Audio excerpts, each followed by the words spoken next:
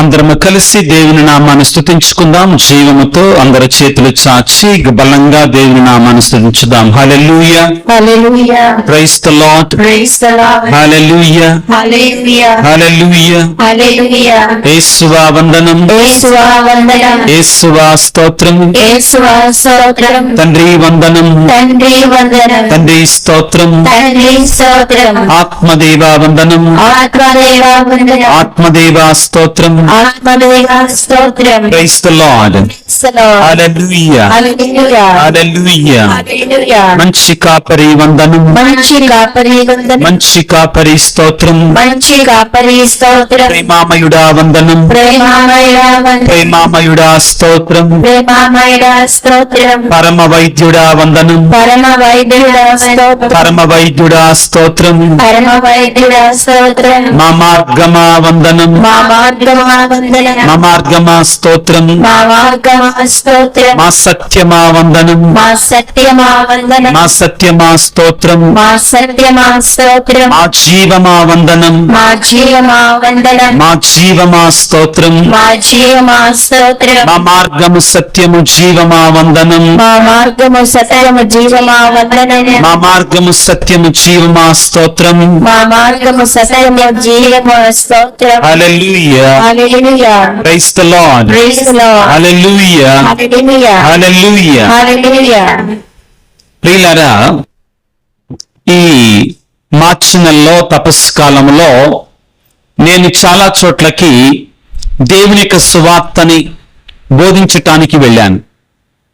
అయితే నేను ఒకసారి ఈ యొక్క నెల్లూరు మేత్రాసనములో ఒక విచారణకి వెళ్ళాను. వెళ్ళినప్పుడు ఫాదర్ గారు ఒక కుర్రోని పంపించారు. దేనికి? నాకు దారి తెలియదు కాబట్టి, నాకు దారి తెలియదు కాబట్టి చెప్పాను. అప్పుడు కూడా మన దగ్గర మిస్టర్ గూగుల్ ఉంది కదండి. ఎవరాడు? Mister Google. ఫోన్లో కొడితే చెప్పుద్ది కదా దారి. దాని ప్రకారం వస్తానంటే అది సరిగా చూపించదండి. మా ప్యారిష్ అందులో సరిగా ఇంకా రికార్డ్ కాలేదు గూగుల్ మ్యాప్స్లో. నేను కుర్రోడ్ని పంపిస్తాను, వాడు బాగా చూపిస్తాడు మీకు దారి అన్నాడు. ఇక ఆ కుర్రోడు ముందు బండి మీద వెళ్తున్నాడు, నన్ను కూడా ఆ కుర్రోడు బండి ఎక్కించుకొని వెళ్తున్నాడు. కొద్ది దూరం వెళ్ళిన తర్వాత, చాలా దూరం అయిన తర్వాత, అరే బాబు ఇంకెంత దూరం చెప్పురా, ఎంత దూరం అని అంటే, ఇంకా ఎలా ఉంటుంది దారి అని అంటే అతను అన్నాడు, నేనున్నాగా ఫాదర్. ఏమన్నాడు? నేనున్నాను ఫాదర్, నేను తీసుకెళ్తాగా. అది కాదురా బాబు, ఎంత దూరం రా బాబు ఇంకానంటే, నేనే దారి ఫాదర్, మీరు నన్ను అనుసరించండి చాలు, ఇంకా మీరేం కంగారు పడాల్సిన అవసరం లేదు. ఇది సహజంగా మనం చూస్తాం, ఇది సహజంగా మనం చూస్తాం. ముఖ్యంగా మన తెలుగు వాళ్ళు ఈ ప్రాంతంలో నుండి చాలా మంచోళ్ళు. ఏంటి, మన దారి తెలియకపోతే నాన్న దారి ఎక్కడికనంటే నేను చూపిస్తారా అని నన్ను ముందెళ్తారు.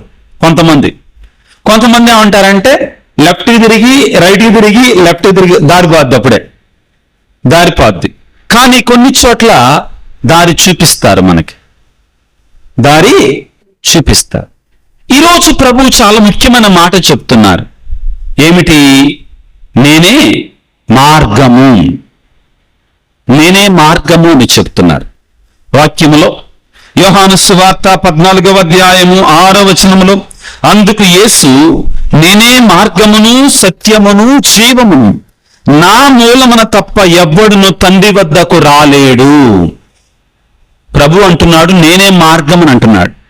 ఇక్కడ తేడా గమనించారా? ఏంటి తేడా? నేను దారి చూపించువాడను అని చెప్పటల్లా యేసు ప్రభు. అర్థమైందా? నేను మార్గ చూపరిని అని చెప్పటల్లా. I will show you the way అని అంటల్లా దేవుడు.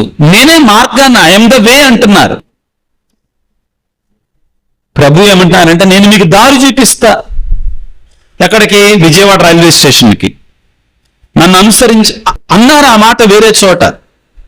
కానీ ఈరోజు ప్రభు అనేది ఏంటంటే నేనే మార్గం అంటున్నారు. ఇంకా ఆ దారే ఆయన, ఆ మార్గమే ఆయన. మనము ఆ మార్గము గుండా వెళ్ళాలి. ఏం చేయాలి? ఆ మార్గం గుండా వెళ్ళాలి. సెయింట్ ఆన్స్ భవన్ ఏంటిది? సెయింట్ ఆన్స్ భవన్కి రావాలంటే ఎలా రావాలి? అక్కడికి వచ్చిన తర్వాత బోర్డు ఉంటుంది, ఈ మార్గం గుండా రావాలి. అర్థమైందా? ప్రభువే ఆ మార్గం అని చెప్తున్నారు. ఆయన ద్వారా తప్ప తండ్రిని ఎవరూ కూడా చేరలేరు. ఇక్కడ మార్గాన్ని చూపించేవాడు వేరు, నేనే మార్గం అని చెప్పటం వేరు. అంటే ఆ దారి గుండా వెళ్లకుండా, ఆయన గుండా వెళ్లకుండా, ఎలాగా? ఆయన గుండా, ఆయన ద్వారా వెళ్లకుండా మనం దేవుని చేరలేం, దేవుని చేరుకోలేం.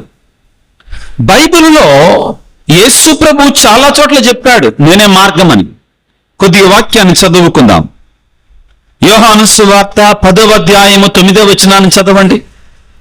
గడిచిన ఆదివారం, అంతకుముందు ఆదివారాలు మనం చదువుకున్నాం. దొంగవాడు దొంగిలించుటకును, హత్య చేయుటకును, నాశనము చేయుటకును వచ్చును. నేను జీవమునిచ్చుటకును, దాన్ని సమృద్ధిగా ఇచ్చుటకును వచ్చి ఉన్నాను. 10వ అధ్యాయం 9వ వచనం చదివామమ్మా. మరి నేను చెప్పింది అదే కదమ్మా. 9వ వచనం, ద్వారమును నేనే, ఎవరైనా నా ద్వారా ప్రవేశిస్తే వాడు. ఇది ముఖ్యమండి, చాలా ముఖ్యమైన మాట. ఎవరి ద్వారా వెళ్ళాలి దేవుని దగ్గరికి? యేసయ్య ద్వారా వెళ్ళాలి. యేసే ద్వారం. ఆ ద్వారం గుండా ప్రవేశించాలి. ద్వారం చూపించేవాడు కాదు ఆయన, చూపిస్తాడు కూడా, మార్గాన్ని చూపించేవాడు కూడా. కానీ ఆయనే మార్గము, ఆయనే ద్వారము. ఆయనే మార్గము, ఆయనే ద్వారం. He's the door, he's the way. He's not only the one who shows the way, but he is the way. He is not only the one who shows the door, but he is the door. అర్థమవుతుందా తేడా? చాలా లోతుగా ఉంటుందండి. తర్వాత ఏంటి దాని అర్థం? నేనే మార్గము, నేనే ద్వారము అంటే అర్థం ఏంటి? ఈ వాక్యాన్ని చదువుకుంటే మీకు అర్థమైద్దండి. తిమోతికి రాసినటువంటి మొదటి లేఖ, పౌలు తిమోతికి రాసిన మొదటి లేఖ 2వ అధ్యాయము, పౌలు తిమోతికి రాస్తున్నటువంటి మొదటి లేఖ 2వ అధ్యాయము 5వ వచనాన్ని చదువుకుందాం. దేవుడు ఒక్కడే దేవుని మనుజులను ఒక చోట చేర్చే మధ్యవర్తి కూడా ఒక్కడే. ఆయన ఎవరంట? ఆయనే మనుష్యుడైన క్రీస్తు యేసు. ఏమంటున్నారంటే పౌలు గారు, దేవుడు ఒక్కడే. రెండవది ఏంటంటే దేవుని మనుషులను ఒక చోట చేర్చి, అంటే మనం దేవుడి దగ్గరే చేర్చేటువంటి మధ్యవర్తి కూడా ఒక్కడే. ఆయనే మనుష్యవతారి అయినటువంటి క్రీస్తు ప్రభు. ఈ రోజున నేనే మార్గం, సత్యం, జీవం అన్న తర్వాత ఒక మాట, గట్టి మాట అంటాడు. చదవండి 14వ అధ్యాయం యోహాను సువార్త 6వ వచనాన్ని చదువుకుందాం. యోహాను సువార్త 14వ అధ్యాయం 6వ వచనం, అందుకు యేసు నేనే మార్గమును, సత్యమును, జీవమును, నా మూలమున తప్ప ఎవడును. చాలా స్పష్టంగా చెప్తున్నాడండి. నా ద్వారా తప్ప, నా మూలమున తప్ప, ఈ మార్గం గుండా తప్ప వేరే మార్గం లేదు. పాడుగాటానికి 100 మార్గాలు ఉంటాయి, చెడిపోవటానికి 100 మార్గాలు ఉంటాయి, సైతానుకు 100 మార్గాలు ఉంటాయి. అర్థమైందా? కానీ దేవుని పరలోకాన్ని, జీవాన్ని పొందుకునే మార్గం ఒకే ఒక మార్గం. ఆ మార్గం ఏమిటి? యేసయ్య. ఆ మార్గం గుండా మనందరం వెళ్ళాలి. దేవుడు ఏమంటాడంటే పౌలు గారి ద్వారా, దేవుడు ఒక్కడే, మనల్ని దేవుని వద్దకు చేర్చే మధ్యవర్తి కూడా ఒక్కడే. ఆయన ద్వారానే మనం వెళ్ళాలి. ఆయన ద్వారా తప్ప వేరే మార్గం లేదు. ఈ రోజున మనందరం ప్రశ్నించుకోవాలి, మనం ఎవరి మార్గాన్ని అనుసరిస్తున్నాం? వినండి, మాకు యేసు ప్రభు అంటే కూడా చాలా ఇష్టం అండి. విన్నారా ఈ మాట? ఏంటి? యేసు ప్రభు అంటే కాదు, యేసు ప్రభు అంటే కూడా. ఏంటిది? కూడా. ఆ కూడాలో ఎన్ని ఉంటాయి? ఇంకొకటి కూడా ఉంది. చాలా ఉంటాయి. ఈ దేవుడు, ఈ దేవుడు, ఈ దేవుడు, ఈ దేవుడు, యేసు ప్రభు కూడా. వాళ్ళతో పాటు దీనికి సమాధానం అండి ఈ రోజున ప్రభు చాలా స్పష్టంగా చెప్తున్నాడు. అభ్యంతరం లేదు, కొంతమందికి అభ్యంతరం లేదు. 100 మంది దేవుళ్ళలో యేసు ప్రభువును కూడా ఒక దేవుడిగా ఉంచడానికి కొంతమందికి అభ్యంతరం లేదు.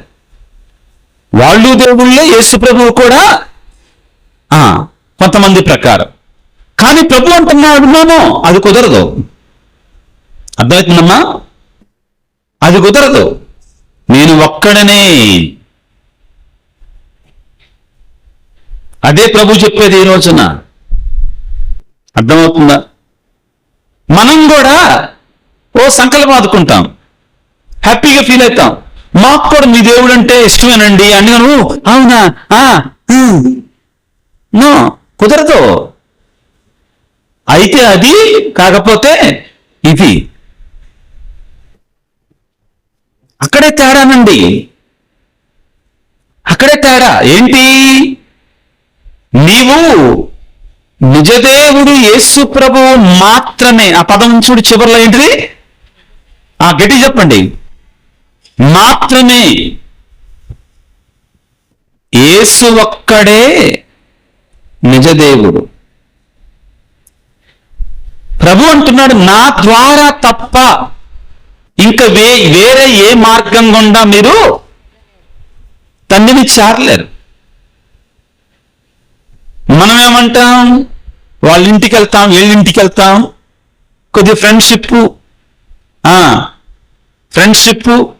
కొద్ది అంత గౌరవప్రదమైనటువంటి వాళ్ళు కదా, మంచిగా ఫాదర్ గారండి వాళ్ళ ఇంట్లోకి వెళ్ళాం, అక్కడ యేసు ప్రభు కూడా ఉన్నాడండి. ఎవరున్నారంటండి? ఎవరున్నారంటండి? యేసు ప్రభు కూడా. గట్టి చెప్పాలి. అంటే వేరే దేవుళ్ళు ఉన్నారు. యేసు ప్రభు కూడా నో. ఈరోజు మనందరికీ యేసు ప్రభు స్పష్టం చేసేది ఇదే. ఇంకో పదం వాడితే బాగుండు. I'm the only way. I'm the only way. ఆధునిక ప్రపంచంలో మీరు కొంతమంది బాధపడతారు ఈ మాటలు చెప్తే. ఈ మాటలు చెప్తే మీరు చాలా మంది ఇష్టపడరు. నన్ను ఇష్టపడరు మీరు. ఫాదర్ విజయరాజు అంటే ఇష్టం ఉండదు మీకు. మన స్కూళ్ళల్లో పనిచేసే వాళ్ళం, మన సంస్థల్లో పనిచేసే వాళ్ళం, మన ఇంకా కొన్ని చోట్ల పనిచేసే వాళ్ళం, కొంతమందికి వెళ్ళకెళ్ళినప్పుడు వాళ్ళతో పరిచయాలు పెంచుకోవడానికి, వాళ్ళతో మంచి సంబంధాలు కలిగి ఉండడానికి ఏం చేయడానికి చెప్పండి? చెప్పరు మీరు. మా వాళ్ళతో మంచి సంబంధాలు కలిగి ఉండడానికి వాళ్ళకి మన దేవుడు అంటే కూడా ఇష్టమేనండి. No no no no no cannot. ప్రభువు no, there is no second thought. Be straight, be clear in your thought. నీ ఆలోచనలో చాలా స్పష్టంగా ఉండాలి, నీ ఆత్మలో చాలా స్పష్టంగా ఉండాలి. యేసు ఒక్కడే నిజదేవుడు. ఆయన నామమున తప్ప వేరొకరి నామం రక్షణ. అపోస్తల కార్యాలు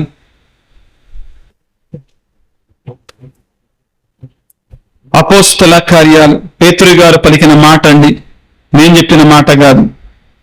4వ అధ్యాయము 4వ అధ్యాయం అపోస్తుల కార్యాలు 12వ వచనాన్ని చదువుకుందాం. ఆయన యందు తప్ప వేరొకని యందు రక్షణ లభించదో. ఏలైనా ప్రపంచమున రక్షణ కలిగించు నామము వేరొకనికి ఇవ్వబడలేదు. చాలా స్పష్టంగానండి, యేసు ద్వారా తప్ప, యేసు నామములో తప్ప వేరొకని నామములో రక్షణ అంటే ఏంటి? ఇంకా వేరే సెకండ్ ఆప్షన్ లేదు. పర్లేదులే, సర్దుకుపోదాంలే, పరిచయాలు, బంధుత్వాలు, తెలిసిన వాళ్ళుగా వెళ్ళి కూర్చున్నాంలే, వెళ్ళి భజన చేద్దాంలే, కాసేపేగా మంచితనం కోసం.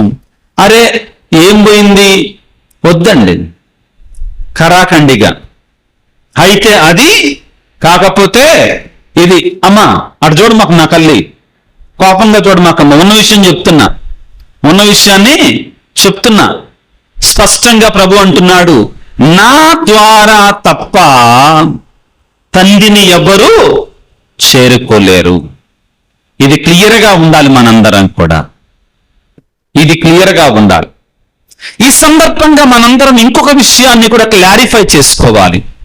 మరి పునీతులు, మరియమాత, జోజప్ప గారు, వీళ్ళందరూ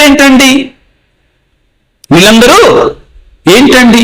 కొంతమంది అర్థం తెలియనటువంటి వారు మరియతలను ఆరాధిస్తారు, ఆలస్యం వాళ్ళు. నో, వీరు, ఈ పునీతులు మనల్ని యేసు మార్గములో నడిపించేవారు మాత్రమే. అర్థమవుతుందా? పునీతులు ఎవరండి? ఈ యేసయ్య మార్గం దగ్గరికి నడిపించేవారు మాత్రమే. వారి సుమాతృకమైన జీవితం, వారి పరిశుద్ధ జీవితం, వారి ప్రార్థనా సహాయం పునీతుల సంబంధ ప్రయోజనమును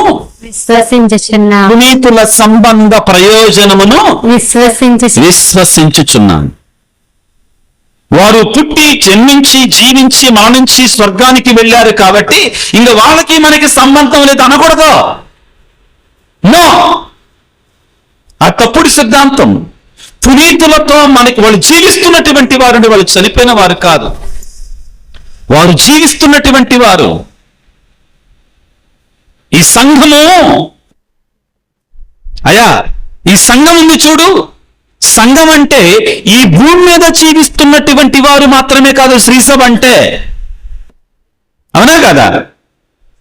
పరలోకములో చేరినటువంటి వారు కూడా ఈ సంఘములో సభ్యులే. Those who reached the heaven, those who are in heaven with the Lord, they are also part of the church. వాళ్ళు కూడా సంఘములో సభ్యులే. కాబట్టి మనకి వారికి సంబంధం ఉందా లేదా? నిన్న ఒక ఆయన వచ్చాడు, తన భార్య గురించి చెప్తున్నాడు. ఎవరి గురించి? తన భార్య గురించి. ఫాదర్ గారండి, పెళ్ళయిందండి, కొన్ని రోజులు అయిన తర్వాత నా భార్య ఒక రోజు జుట్టెర బసుకొని ఏంట్రా అన్నదండి అని అన్నాడు. ఏమన్నదంట? ఏంట్రా అన్నదంట. ఇంట్లో నుంచి బయటికి పెట్టాడంట. చెప్తున్నానండి, ఇంట్లో నుంచి ఏం చేశాడంట, బయటికి పరిగెట్టాడంట.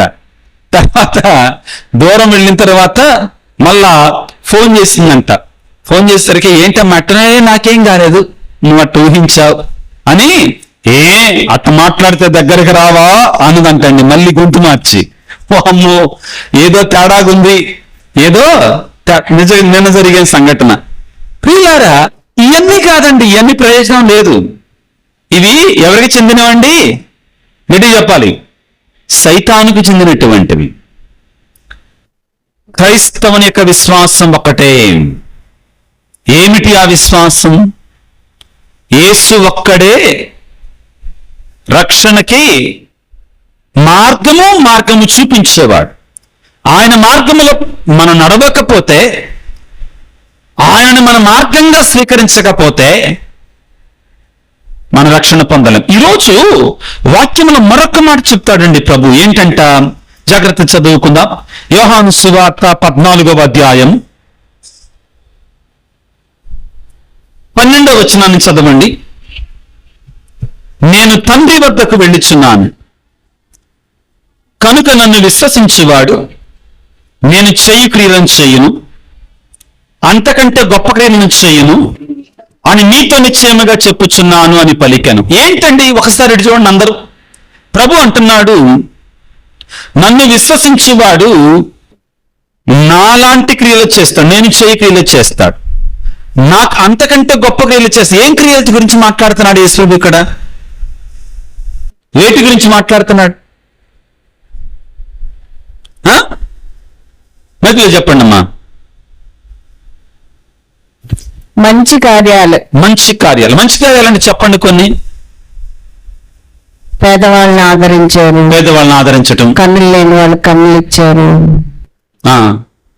పాపాత్మల్ని మన్నించారు. ఇక్కడ చాలా మంది ఈ వాక్యాన్ని దేనికి వాడతారో తెలుసా? అద్భుతాలకు వాడతారండి. నేను చేసు క్రియలు చేస్తారు, నాకంటే గొప్ప క్రియలు చేస్తారు. నిజమే, అది కూడా సంబంధించింది, దాని కాదనలేమండి ఎట్టి పరిస్థితులు.